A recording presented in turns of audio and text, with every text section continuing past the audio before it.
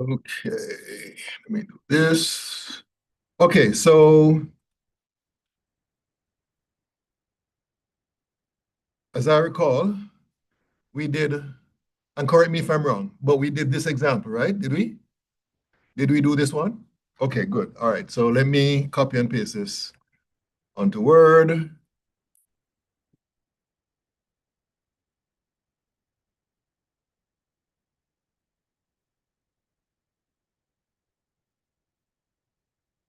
Okay, so this is the question. It says ammonium sulfate, and it gives you some general information about it, that it's used as a fertilizer, etc. Is produced by commercially by passing gaseous ammonia into an aqueous solution that is 65% sulfuric acid by mass and has a density of 1.55 grams per mil. So the question is asking how many milliliters of this sulfuric acid solution are required to convert 1.00 kilogram of ammonia to ammonium sulfate. So basically, you're given 1.00 kilograms of ammonia, and you're asked to determine how many milliliters of H2SO4 would be used to produce ammonium sulfate. So my question to you guys is, what would be the very first thing you need to do in order to solve this problem? Balance the equation. Okay, so you need to have a balanced equation. So you have to identify what the reactants are and the products are in this equation. So let's start off with the reactants. Based on the information provided, what would you say the reactants are?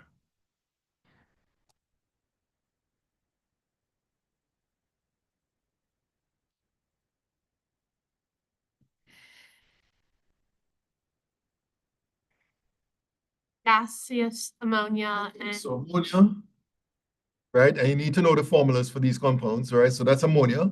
Anything else on the reactant side? H2SO4. Exactly, H2SO4. All right. And then what about on the product side? Ammonia sulfate. So Ammonium that's sulfate. And the NH. formula is right there, NH4 to SO4. All right. So that equation, as we have it, is unbalanced. So how do we go about balancing it?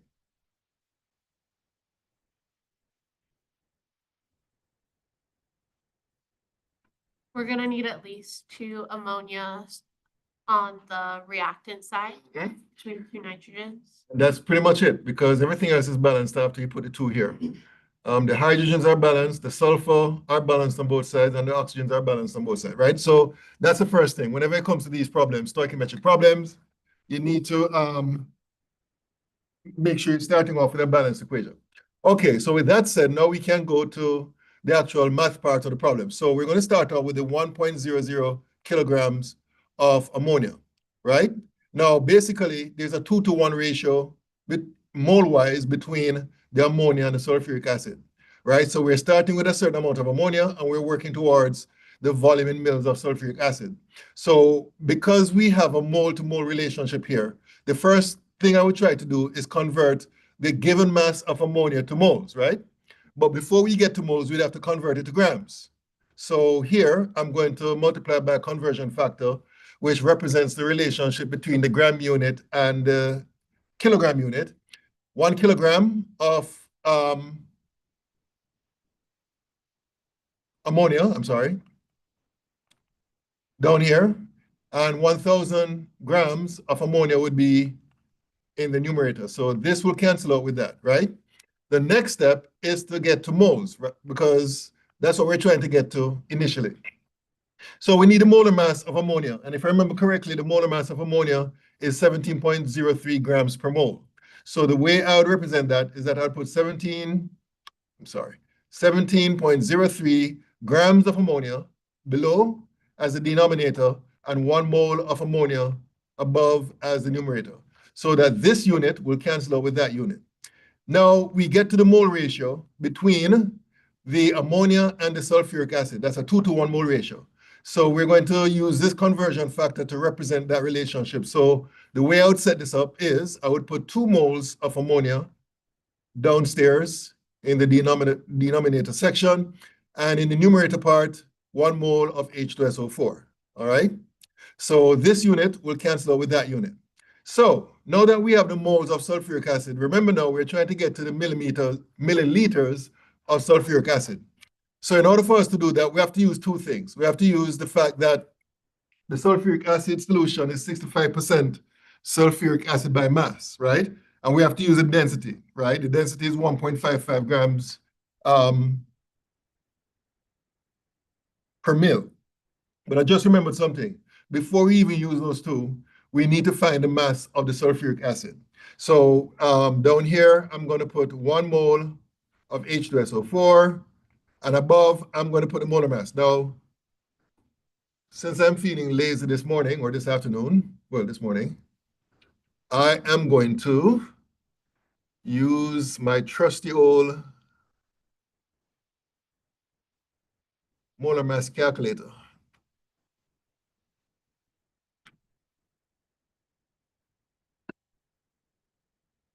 And I'm going to use that to determine the molar mass of sulfuric acid, H2SO4. So according to that, the molar mass of sulfuric acid is 98.08 grams per mole. So I'm going to put that here. 98.08 grams of sulfuric acid per mole, all right? So that this will go with that. So now we can, hold on, let me see here. So now we can determine, okay, what am I blanking out? Okay, so based on the fact that the concentration is 65% sulfuric acid, what that means basically is that for every 100 grams of sulfuric acid, 65 grams of it would be sulfuric acid, would be the pure sulfuric acid solute. So the way we would represent this here is that down here, I'm going to put 65 grams of H2SO4, and above, I'm going to put 100 grams of H2SO4, all right? So that this will cancel out with that. And then, because the question is asking for the volume, the next conversion factor would be one that represents the density, right? The density is 1.55 grams per mil. So what I'm going to do is put 1.55 grams of the solution. And by the way, I made a mistake here. Let me correct that now. This should be solution, not sulfuric acid, right? Because remember I said that the percentage represents the mass in grams per 100 grams of solution. And then I'm going to put 1 mil of solution here. So this is the setup. This will cancel with that. So let's see what the result would be when you do that computation.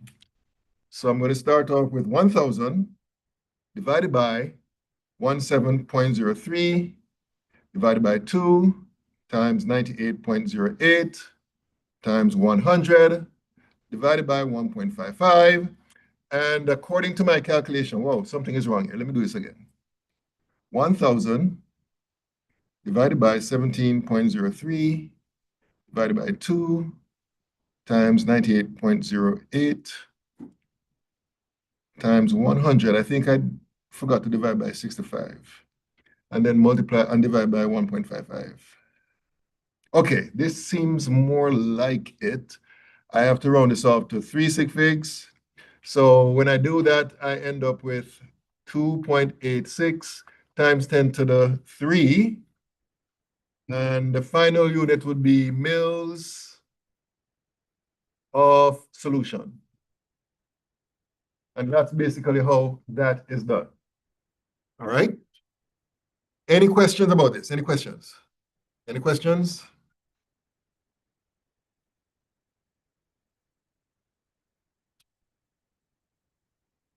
Okay, so let me go back to the PowerPoint and continue from here. Okay, so let's talk about, again, a topic that you guys should have encountered in your previous chemistry experience, the whole concept of limiting reactants, right? So very often what you'll find is that, okay, let's say you have a reaction that you want to to perform. And let's say you know what the equation is. And let's say the equation suggests that there's a 2-to-1 ratio between reactant A and reactant B, right? What you'll find in practice is that even though you might measure out the amount of reactants you need, which correlates with that ratio, very often the reaction will simply not take place, right? Basically, what you need to do in some of these cases is to ensure that at least one of the reactant is in excess. In other words, it's in excess of the amount that would be suggested by the stoichiometric ratio, right? So that's basically what happens in practice, all right? So the reactant that's in excess is, of course, called the excess reactant. And the other reactant, we call that the limiting reactant, right? The limiting reactant basically is the one that you expect to be completely used up in the reaction. Please note that the limiting reactant is not necessarily the one that is present in the smallest amount, all right? Now, to illustrate this, we're going to use a non-chemistry example to illustrate this whole concept of limiting reactant. So let's say you're given the task of preparing a packaged meal according to the ingredients shown here, the items shown here, right? So basically, to make one packaged meal, you're going to need one sandwich, 2 cookies, and 1 orange, right, to give one packaged meal, right? Now, let's say you have at hand these items, 10 sandwiches, 18 cookies, and 12 oranges. The question is, how many of these meals can you make from these items, all right? So you're starting off with, 10 sandwiches initially, right? 10 sandwiches, 18 cookies, and 12 oranges, all right? Now, we're starting off with those items. So let's say we focus on the 10 sandwiches. Now, based on this relationship here, let's call it an equation for our purpose.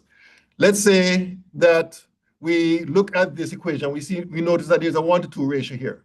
What that suggests is that the ratio of sandwiches to cookies must be 1-to-2. So if you have 10 sandwiches, in order to get the equivalent number of cookies, you have to multiply the 10 by 2. That gives you 20. But you do not have 20, right? You have 18, right? So you won't be able to use up all the sandwiches because you don't have enough cookies to pair up with the sandwiches, all right? Now, if you focus on the oranges here, you have 12 here, again, based on the ratio here, 2-to-1. If you have 12 oranges, then you're going to need 24 cookies, right? Again, we don't have 24, we have 18, right?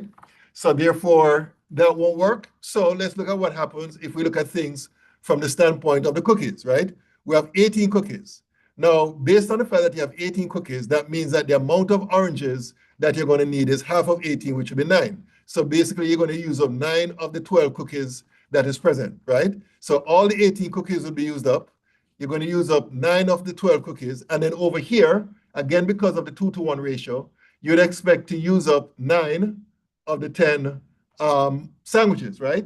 So after you have put everything together, you're going to end up with no cookies. Let me just draw a line here. You're going to end up with no cookies here, right? You're going to end up with 3 oranges and 1 sandwich, right? So basically, in this particular context, the cookies, based on the amounts that are provided here, the cookies would be the limiting item, right? So this would be the limiting item, right? And the other items, namely the sandwiches and the oranges, would be in excess, right? Now, the thing about the limiting item, apart from the fact that it will be completely used up, is the fact that it will also determine how much of the packaged meals that you're going to end up with. So initially, before you put the items together, you had no packaged meal. And then because of the ratio of the cookies to the package, which is 2-to-1, that means you're going to basically be producing 9 packaged meals. So at the end of all this process, you're going to end up with 9 packaged meals and leftover items, namely the 3 oranges and the 1 sandwich, all right?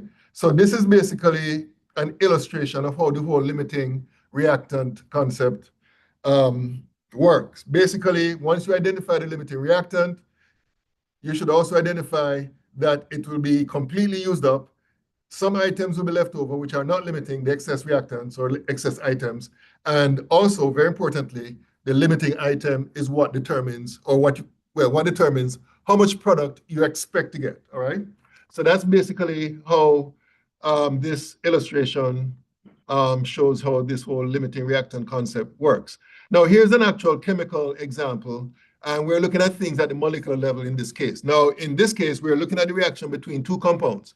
One of them is ethylene, which has this formula, and the other one is bromine, and they will produce a compound known as 1,2-dibromoethane, which is C2H4Br2, all right? So this one is, excuse me, relatively easy to understand and deal with because the equation is already balanced. It's a 1-to-1-to-1 mole ratio between the different items, right? So in this particular case, we're starting off with 28 grams of the ethylene, which is equal to 1.0 moles. So let me put that down here, 1.0 moles of the ethylene. That is what you're going to start off with. And then as far as the bromine is concerned, you'll be using 128 grams, which is equal to 0.80 moles. So I'm going to put 0.80 moles here, right? So initially, you're starting off with 1.0 moles of the ethylene and the 0.80 moles of the bromine. And you'd have none of this to begin with, right? So the reaction takes place. Now, because it's a 1-to-1 mole ratio here, we can easily tell which of these two would be the limiting reactant. And that would be the bromine, right? So therefore, we know that the bromine will be completely used up. So the change as far as the bromine is concerned is 0.80 moles. So at the end of the reaction, you're going to have no bromine left. Now, because of the 1-to-1 ratio between the bromine and the ethylene, the amount of ethylene that will react would be the same. So we're going to minus 0.80 moles of the ethylene, which means that at the end of the reaction, you're going to end up with 0.20 moles of ethylene, right? And that's because the ethylene is the reactant in excess. Now, over here, because of the 1-to-1 ratio between the bromine and the 1,2-dibromoethane, then the change here would be an increase of plus 0.80 moles for the ethylene 1,2-dibromoethane. And at the end of this, you're going to get 0.80 moles of your product, all right? So basically, again, this shows you that the bromine here is a limiting reactant that will ultimately determine how much product you expect to get, and the ethylene would be in excess, all right? So what they're showing you here are some molecular representation of what we're talking about here. Okay, where is this thing? Here we have the ethylene molecules. Here we have the bromine molecules, right? And basically there's a 1-to-1 mole ratio between, or molecule ratio between the bromine and the ethylene. So basically, all the bromine will react to form your 1,2-dibromoethane, and unfortunately they don't show it here, but some of the ethylene here will be left over, right? Which would be 0.2 moles of the ethylene that is left over. Okay, and I think I have some questions here. So the question is, why is ethylene left over when we started with more bromine and ethylene? And the answer, of course, is that it's not so much the amount that's important, but the number of molecules or moles that we're looking at, right? So therefore, because it's a 1-to-1 mole ratio and there's less bromine than ethylene, then basically the bromine would be the limiting reactant. The next question is asking, what mass of ethylene is left over after the reaction is complete? Well, that's easy because basically, once we have the 0.20 moles of ethylene, what we do, let me see if I can squeeze it somewhere here. We take the 0.20 moles of ethylene and multiply by 1 mole in the denominator, and up here, the molar mass in grams, whatever it is, which is 24 plus 4, about 28, something like that. Yeah, 28, actually, approximately, right? So once you work that out, then that would give you the mass in grams of the ethylene that is left over, all right? Okay, any questions about this? Any questions? Any questions? All right, so how do we deal with or solve limiting reactant problems, right? As always, even though it's not listed here, but it's a stoichiometric type problem as well, you need to make sure that you're starting off with a balanced equation. That's the first thing, right? And then what you do is you perform a normal stoichiometric calculation based on the amount of reactant to find out how much product you expect to get in each case, right? So you start off with one reactant, you calculate how much product you expect to get, start off with the other reactant, do the same thing, right? And then you compare those two results to see which one is lower. The one that is lower is coming from the reactant, which would be the limiting reactant, all right? So that's basically how we go about determining which reactant is limiting and how we solve problems in addition to that when it comes to limiting reactant and so on. And let me just say that this is just one way of doing it. If you check other textbooks, they will have, some textbooks will have different methods based on the same idea, right? But personally speaking, I prefer this procedure, right? So best way to learn this is to go directly into an example. So what I'm going to do is copy this here. And again, paste it to Word.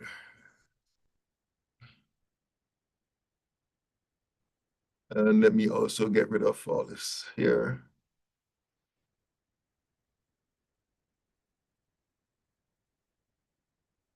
Okay, so the question says, magnesium nitride can be formed by the reaction of magnesium metal and nitrogen gas.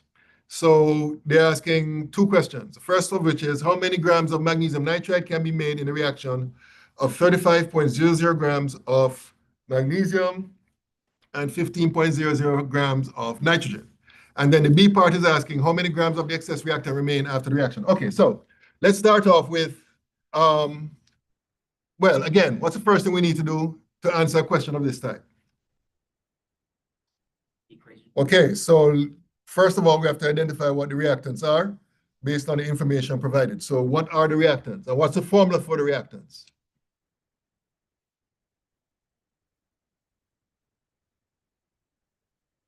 Magnesium and nitrogen gas are the Okay, so magnesium is this, and nitrogen. Now remember, the formula for nitrogen gas is N2, right? I don't remember if I told you this, but if I haven't, let me tell you now. There are 7 elements that exist as diatomic molecules, which you need to remember, right? Nitrogen is one of them. In fact, it's nitrogen, oxygen, hydrogen, fluorine, chlorine, bromine, and iodine, right? Those are the 7 elements that exist in nature as diatomic molecules. So you need to remember them so that when you are faced with a question like this, and the question says that nitrogen is involved in the reaction, you should immediately remember and understand that nitrogen exists as N2, all right? Okay, so that's as far as the reactants are concerned. What about the product? What's the formula for the product?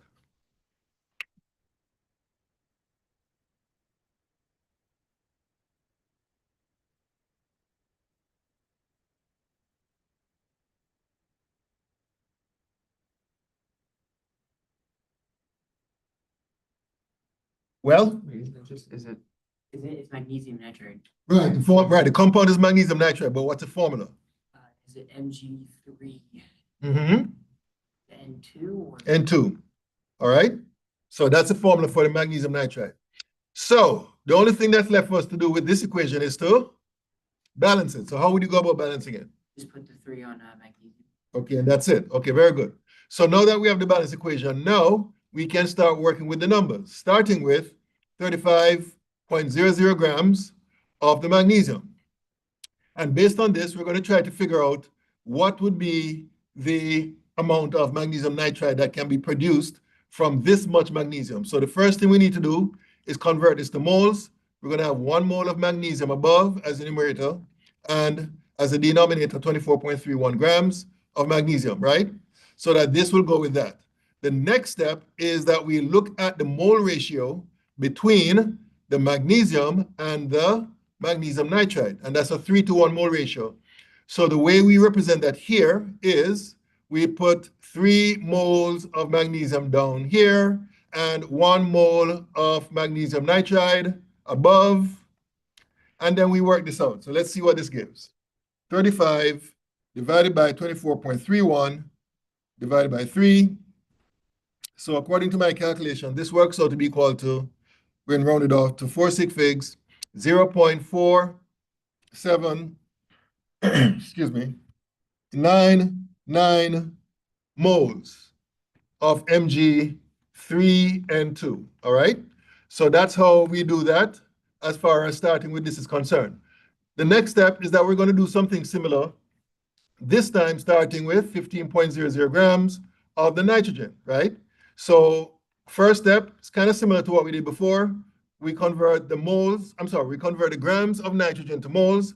So we're going to have 1 mole of N2 below, and the molar mass of nitrogen would be 28.02 grams of nitrogen, so that this will go with that.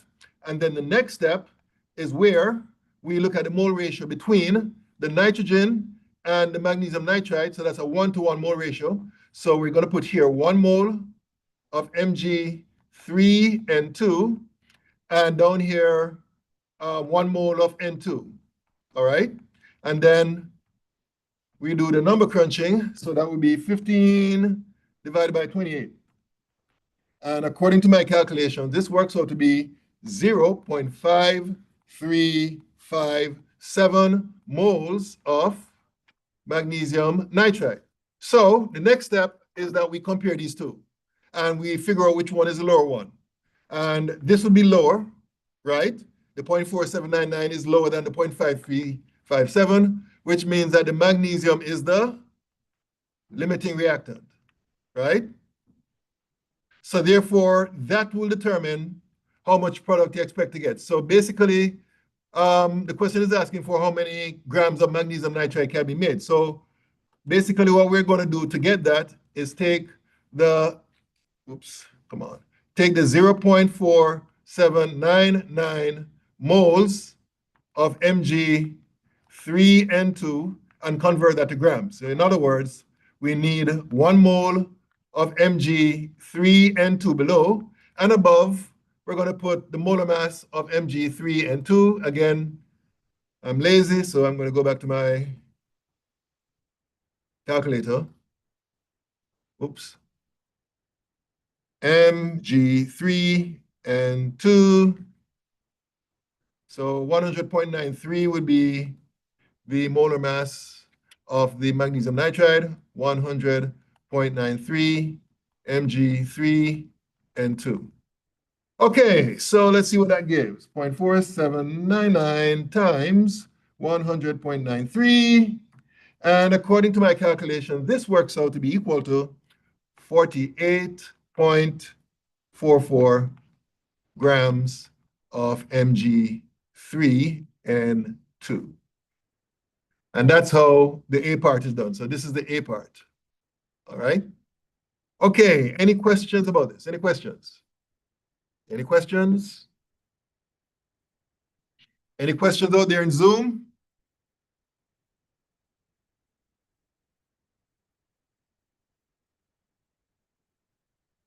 Okay, so the B part is asking how many grams of the excess reactant remain after the reaction.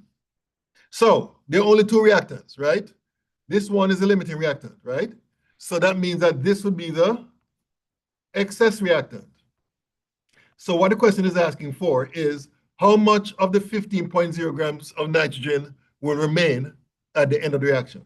So how do we tackle this problem? Well, what I would do is I would find out how much of the nitrogen reacted, right? Because if we know how much of it reacted, all we have to do is subtract it from what was there before, and that's how we get what remains, right? So how do we find out how much of the nitrogen reacted? Well, we start off with the limiting reactant, the 35.00 grams of Mg, convert that to moles like we did before, 1 mole of Mg above, 24.31 grams of Mg below, and then we look at the mole ratio between the magnesium, which is the limiting reactant, and the nitrogen, which is the excess reactant. So therefore, we represent that here by putting 1 mole of N2 and 3 moles of magnesium, and then we work that out. Let's see what this gives. 35 divided by 24.31 divided by 3. Excuse me. Oh, wait a minute. Oh, one more thing I should do. Sorry about that. One more conversion factor needed. And that is the conversion factor, which allows us to calculate the grams from the moles of nitrogen. So I'm going to put 1 mole of N2 here, and above I'm going to put 28.01 grams of N2. And now we can do that calculation. So 35 divided by 24.31 divided by 3 times 28.02 for nitrogen. And this is what I got. I got 13.4 grams of nitrogen, right? Now, please note, let me do this one. I think I made a mistake somewhere. Hold on.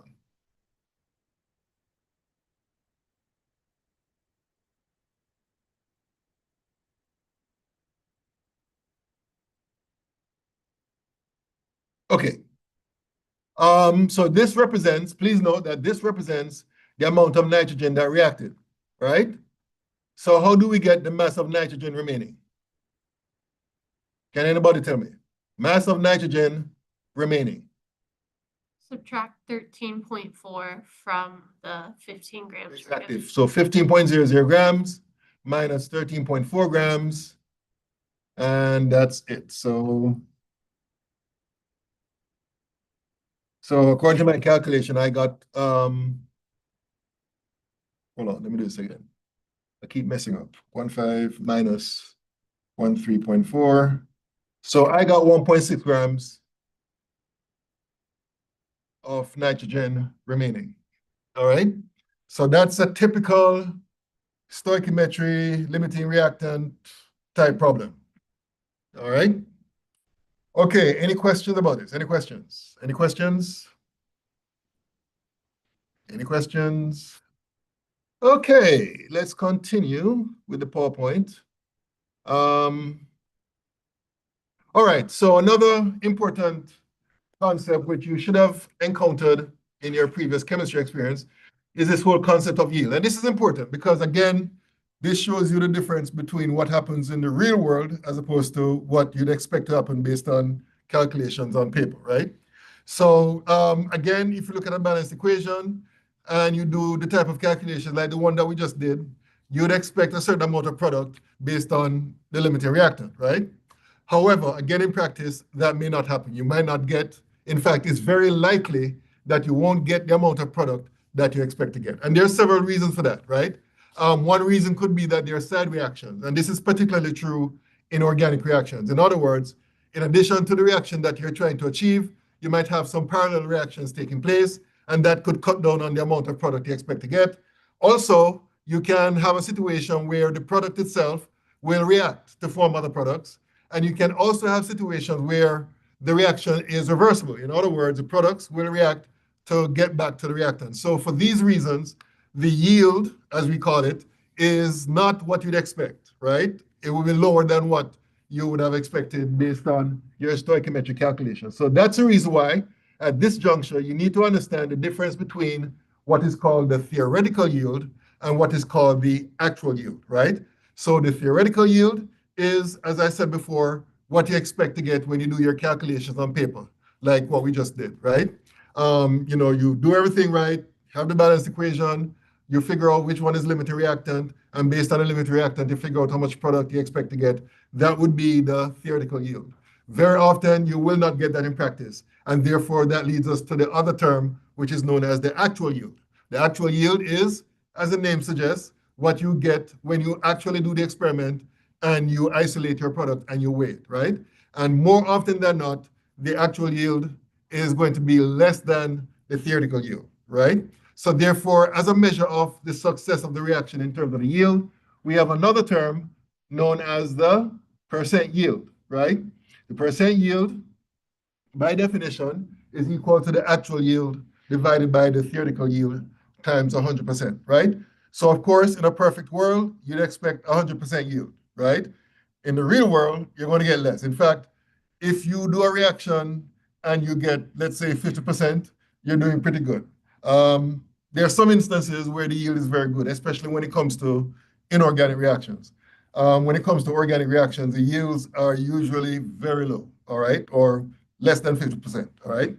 So that's basically dealing with yields of chemical reactions, right? So this is just an illustration of what I was just referring to. So let's say you want to perform this reaction. The reaction is between zinc and sulfur, which exists as a polyatomic molecule to get zinc sulfide, all right? So this is the reaction you're trying to perform, right? So what is being shown here is a mixture of the zinc and sulfur here in a dish, and then they heat it, big explosive reaction, wait until the reaction cools down, and then you examine the contents. And what was found? Well, you do find zinc sulfide, which is what you're trying to make. But also, zinc oxide is formed, right? So that's a side reaction taking place. You have the reaction between zinc and sulfur, but then you have a reaction between zinc and oxygen, right? So therefore, you won't have the total conversion of zinc to zinc sulfide. And also, the reaction is not complete because you have unreacted zinc present and impurities from zinc and sulfur. So therefore, for those reasons, the actual yield will be less than the theoretical yield, right? And this is a relatively simple reaction, and you can imagine that to be even more so true for more complex reactions. All right, what time is it? Okay, I guess we can do this. Okay, so that's that. Now, let's talk about solutions and solution stoichiometry. I don't think we're going to get to the stoichiometry part yet, but at least we're going to get started with solutions and concentrations and so on. So we all know what solutions are. Solutions are a homogeneous mixture of two or more substances, right? And there are usually two parts to any solution. You have the solute and then you have the solvent, right? Now, if you have a solid dissolved in a liquid, right, then the solid would be the solute and the solvent would be the liquid, right? That is typically how we define those two terms in that particular context. Now, if you have two liquids mixed together, let's say you have alcohol and water, right?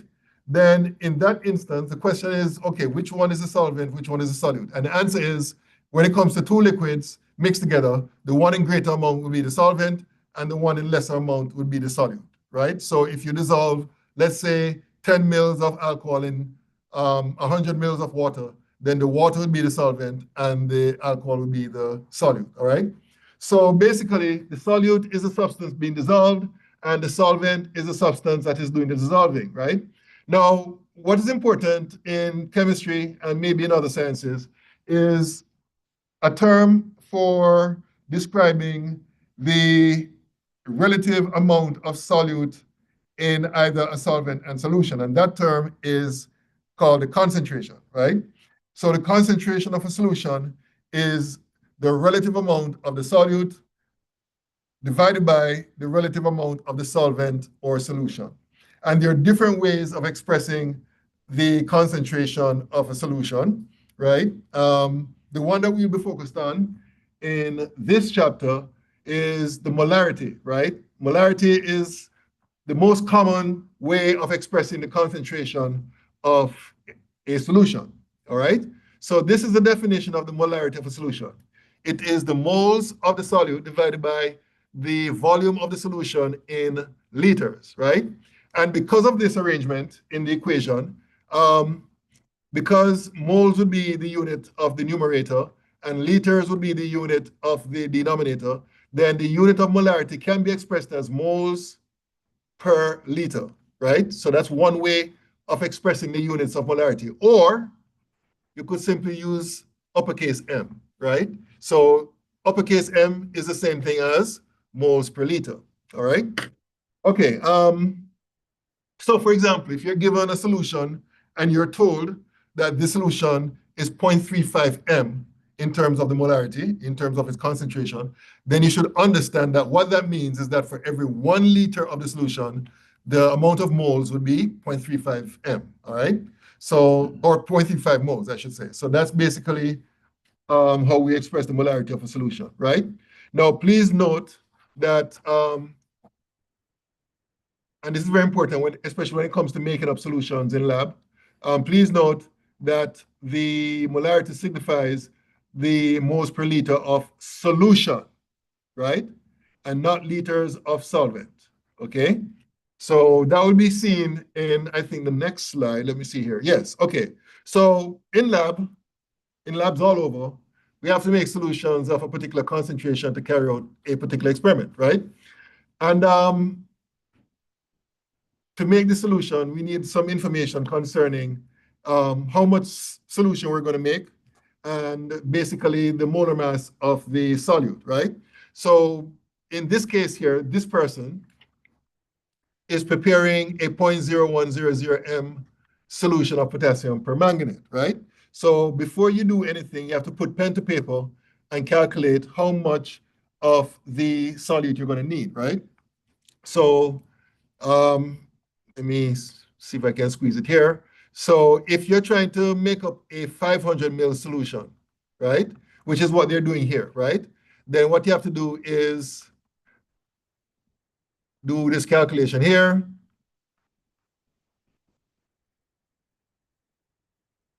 Okay, I made a mistake here.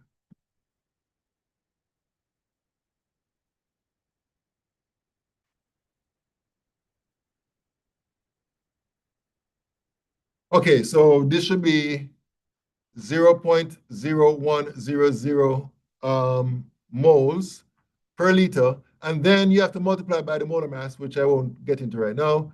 So 1 mole down here and the molar mass up here, right? So you have to do that calculation first. And when this person did that, that person got 1.580 grams, which is the amount they need to weigh, right? So the person weighed the 1.50 grams of the potassium permanganate and then add it to the volumetric flask. Now, let me just say here that this is not entirely correct, what this person is doing. What this person is doing is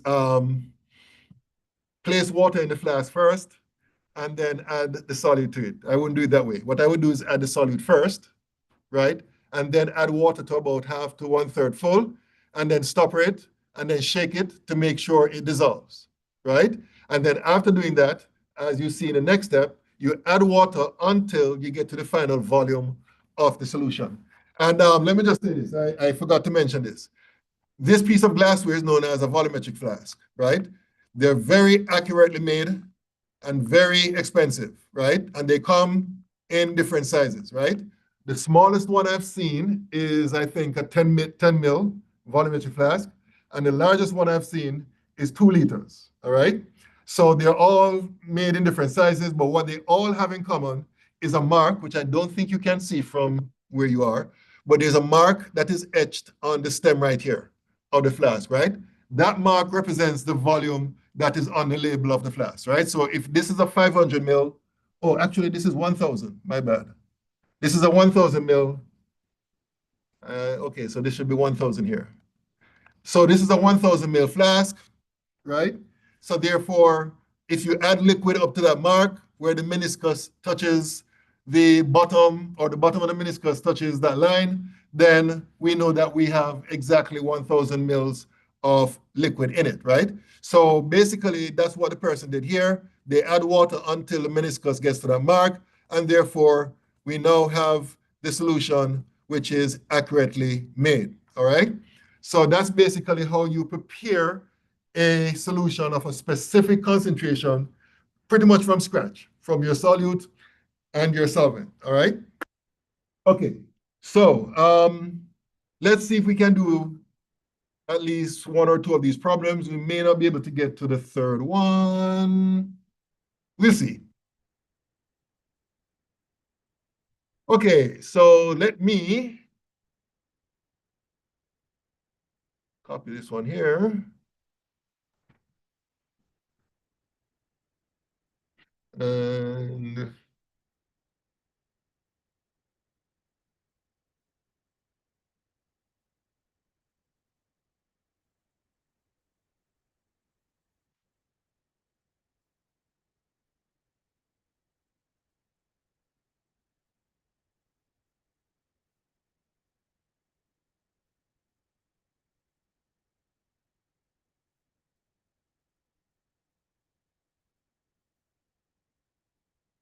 okay, so let's look at this problem.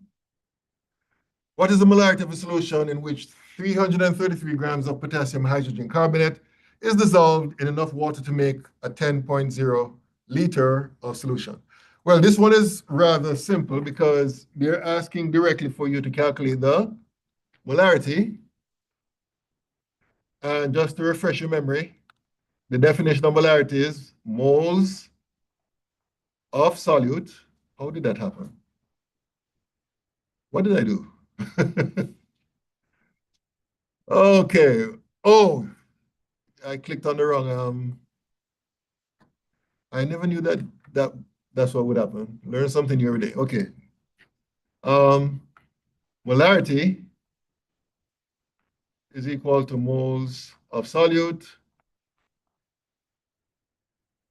divided by liters of solution. All right. So two things we need in order to calculate the molarity. One of them is the moles of the solute. The other one is the liters of solution. Now they already gave us liters of solution, which is 10.0 liters, right? So no problem there. So what we need to determine is the moles of solute. How do we determine that? Well, they gave us the mass in grams, right? 333 grams. And what do we do with that? We multiply by 1 mole over the molar mass. So let me go to my calculator again. KHCO3. Let's see what this gives. This gives 100.12. So I'm going to put 100.12 grams. So this will go with this. So let's see what that gives. 333 divided by 100.12 divided by 10. So according to my calculation, this works out to be equal to 0.333 M. And that would be it. All right. Any questions?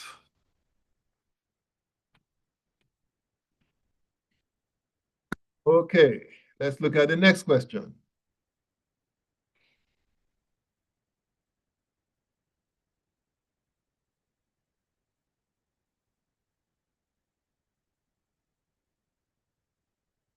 Okay, so there are two parts to this question.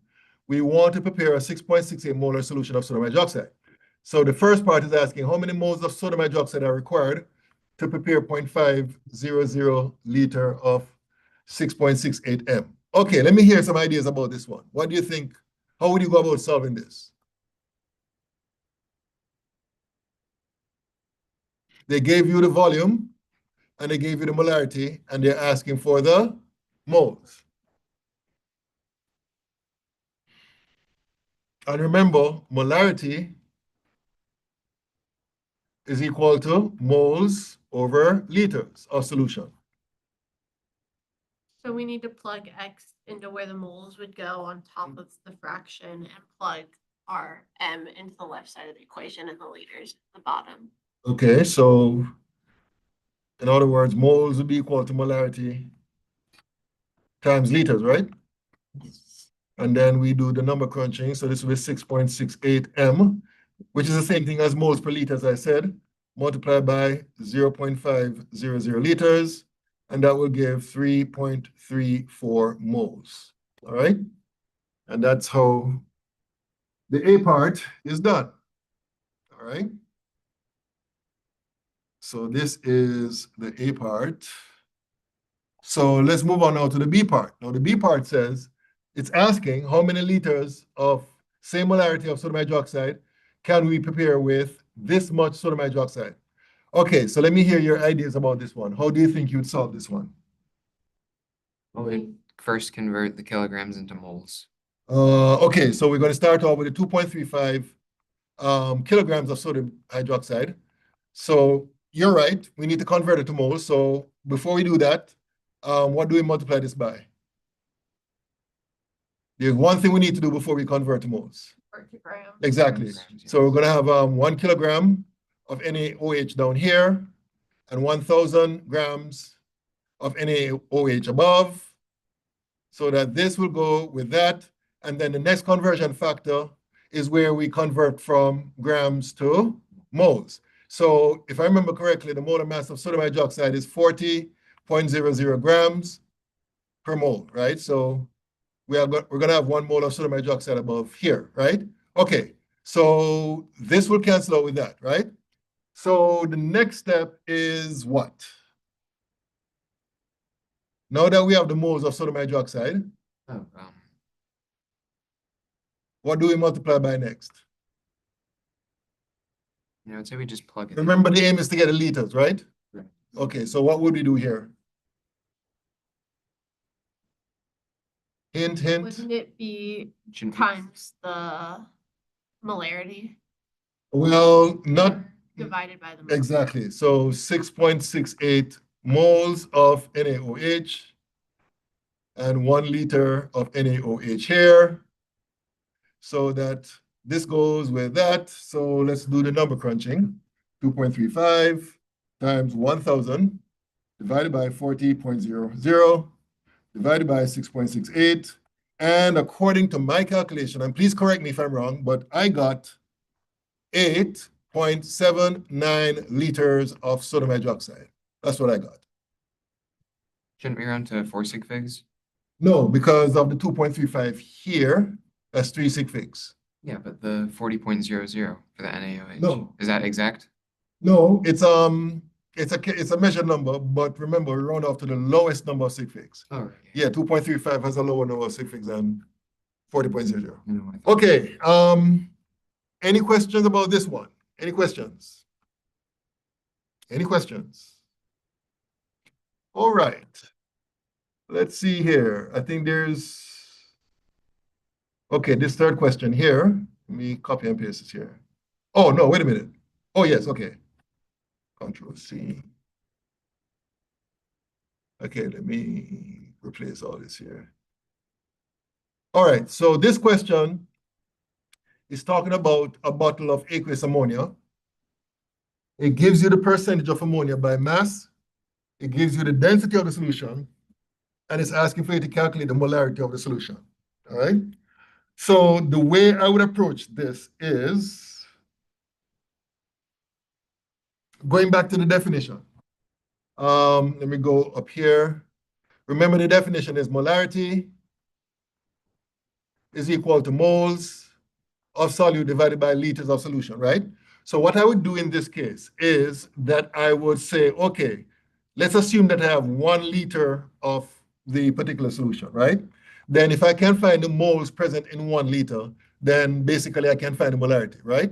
So I would start off with 1 liter of the solution here, and then I would convert that to milliliters. So you're going to have 1,000 mils of the solution as the numerator and 1 liter of solution as the denominator, right? So that this goes with that. The next step would be to find the mass of the solution. That's where this comes in, right? Because the density gives you the mass of the solution per volume in mils.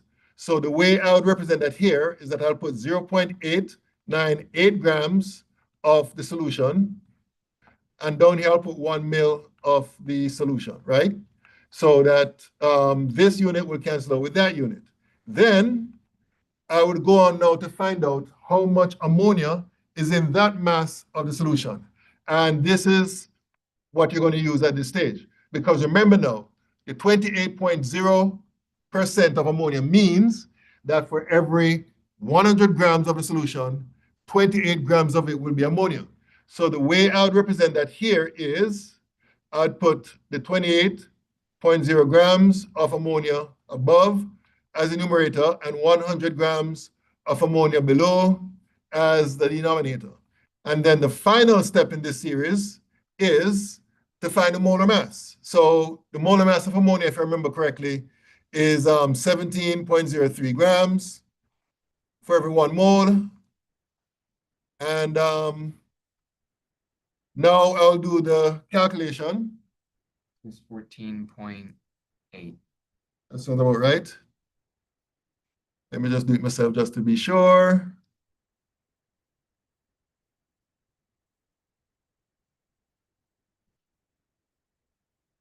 Oh, okay, I did something wrong. Let me do this again.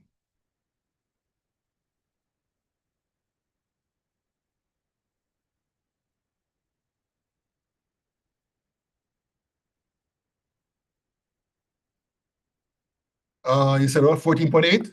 Yes, sir. Okay, so that's what I got to, 14.8 moles of ammonia. So therefore, this is the number of moles of ammonia present in 1 liter of a solution. Therefore, molarity is equal to 14.8 M. And that's how that is done. All right? Okay, any questions about this one? Any questions? Any questions? No questions? Okay, let's go to the PowerPoint. Let's see what we can talk about next. Okay, dilution. So for those of you enrolled in my lab, who's in my lab? You? Oh, you're not in my, okay. Oh, you're in my lab, right? So we had some experience on Wednesday concerning dilution. Basically, again, this is something that is done in labs all over because sometimes you find yourself in a situation where for you to do a particular experiment, you're going to need a solution of a particular concentration, but what you have in your stock room is a solution of the same solute, but the concentration is higher. So basically what you have to do is dilute it to the correct level so that you can use it for whatever you need to use it for. And the way, of course, we dilute solutions that we add solvent, right? So as to make the solution less concentrated, which means it's more dilute. So of course, you have to be careful about how much solvent you add.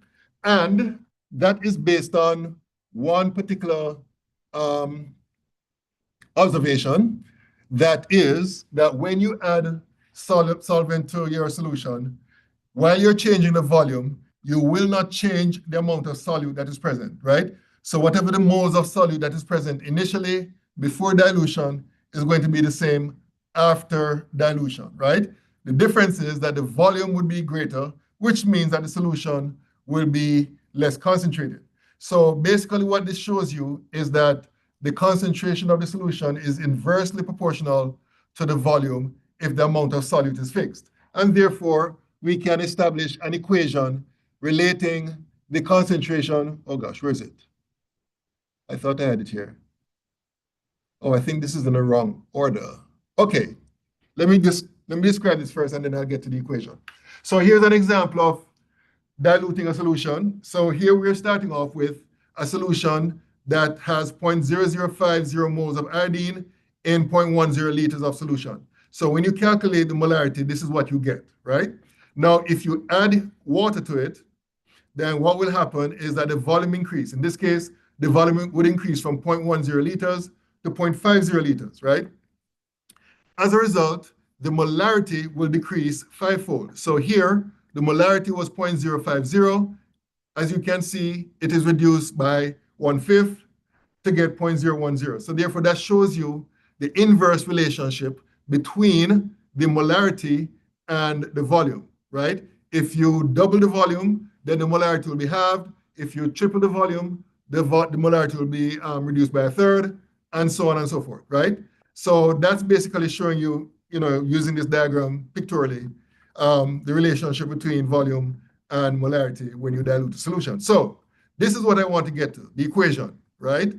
The equation is simply this right here, right? I like to write it this way. C1 V1 is equal to C2 V2, right?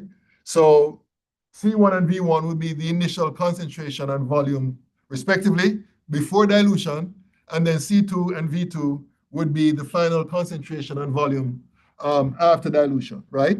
And basically what it comes down to is that if you can, or if you're given 3 of these terms, you can determine what the 4th one is, right? By algebraic manipulation, all right? So here's an example using this equation right here. This question says, how many milliliters of 0.200 M copper 2 sulfate stock solution are needed to prepare 0.250 liters of a 0.400 M copper 2 sulfate solution? So whenever you get a question like this, the important thing that you need to identify based on the information provided is what is C1, what is V1, and so on, right? So basically, C1 would be the initial concentration, which is this right here. Sorry, let me do it here. So this is C1, right? And then what the question is asking for is V1. So let me just put V1 here, right? V1 is what the question is asking for. The question gave you V2, and the question gave you C2, right? So basically, to find V1, that would be equal to C2 V2 over C1. And then we put the numbers in. So in the case, change this to black ink. In the case of C2, that would be 0.400 M times V2, which is 0.250 liters, all divided by C1, which is 2.00 M. And then we do the number crunching, 0.4 times 0.25 divided by 2. So according to my calculation, this works out to be equal to 0.050 M. And that's how you do that. All right? Please note, whenever you're using that equation, that it doesn't matter what the units for concentration and what the units for volumes are, but they must be the same units on both sides of the equation. All right? So if the volume for V1, if the units for V1 is expressed in mils, you have to do the same thing for V2. The V2 must be expressed in mils, right? Now, and the reason why I mentioned that is because in some cases, you might be given a question where the V1 is in mils and the V2 could be in liters, right? In that instance, you need to convert either the mil value to liter value or vice versa, and then you plug the numbers into the equation, and that's pretty much it, all right? Okay, so I'm going to stop here for today, all right? So, because this is an involved topic, which I don't want to stop in the middle of. So let me remind you, your test, number 1, will be next week. It will be based on chapters 1 and 2.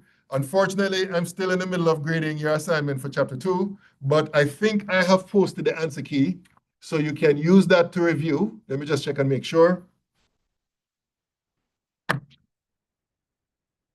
Let me go here. Let me go here. Let me go here. Files. Okay, answer keys. Okay, so I did publish. Okay, so it's there, right? So you can use that to help you to review for your test, all right? So make sure you bring a pen to write with and your calculator, and I'll provide everything else, right? I'll provide the test paper and the sheet and the tables, all right? And I think that's all I have to say to you today. If you have any questions, of course, I'll be in my office today from 2 to 5 p.m., all right? So you can come by or you can contact me and then we can do a Skype. I keep saying Skype. Zoom communication if you need help, all right? Okay, so that's it, folks. Let me get those persons who came in late.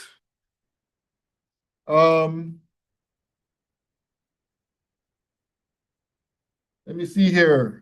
Is Afreen Anwar here? Oh, yes, she is. Barner. Jernigan. Fan.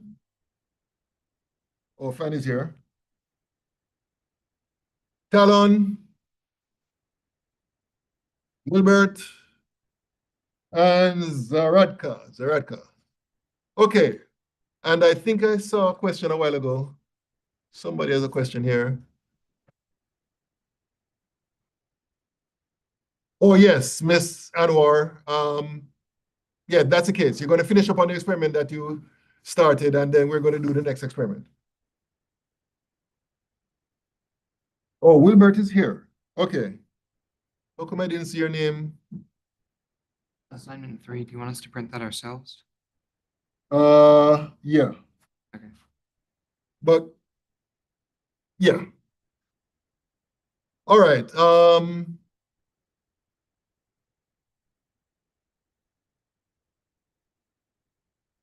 Okay, so that's it, folks. So for you guys out there in Zoom, I'm going to sign off now.